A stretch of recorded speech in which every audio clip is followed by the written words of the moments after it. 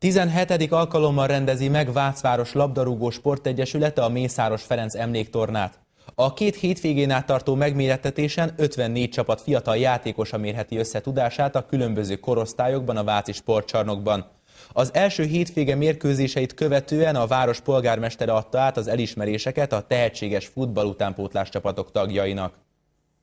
17. alkalommal rendezték meg a Mészáros Ferenc emléktornát, amely a város futballklubjának egykori vezetőjéről kapta a nevét.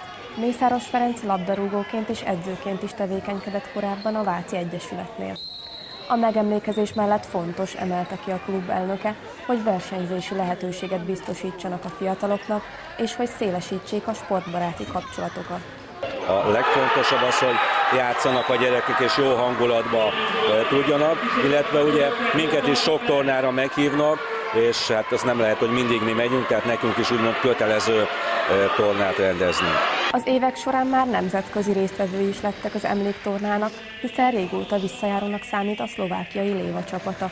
A legtöbb induló azonban továbbra is a környékbeli településekről érkezik. A klub elnöke hangsúlyozta, fontos, hogy megmutathassák magukat a régió fiatal futballistái, hiszen, mint mondta, itt lehetőségük van felfigyelni rájuk, így akár a váci utánpótlás is bővülhet a tornáknak köszönhetően. Tehát arra is figyelünk, hogy esetleg kik azok az ügyes, tehetséges gyerekek, akiket majd lassan ide lehet hozni hozzánk, ahol azért, ha nem bántom meg őket, a picivel komolyabb munka folyik. Vasárnap a 2003-as korosztály kupáját a szlovákiai Levice csapata nyert el, de a szervezők minden résztvevőt oklevéllel ismertek el, valamint külön díjak is átadásra kerültek. Az elismeréseket a váci polgármestertől vehették át a fiatalok, aki köszöntötte is pár szóval a csapatokat. A mai nap is láttam nagyon sok tehetséget, de jól jegyezzétek meg, hogy a tehetség mellé, ha nem párosul szorgalom, akkor az eredményesség el fog maradni. És már ebben a korban meg kell tanulni azt, hogy az ember minden pillanatban meg kell, hogy méresse magát, küzdeni kell, mert az élet már csak ilyen.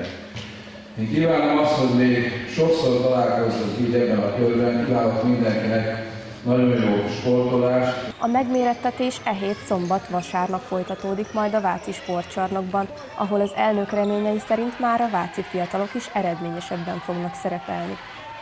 Bodonyi Béla érdeklődésünkre azt is elmondta, hogy továbbra sem tisztázódtak a felnőtt csapat tulajdonváltása körüli visszásságok.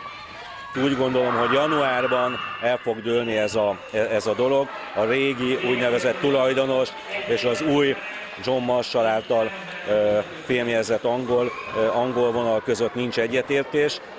Hát itt még a legrosszabbakra is lehet gondolni, de remélem, hogy ez is jó irányba megy, hisz nagyon fontos lenne, hogy megmaradjon az MB2-es csapata is a városnak.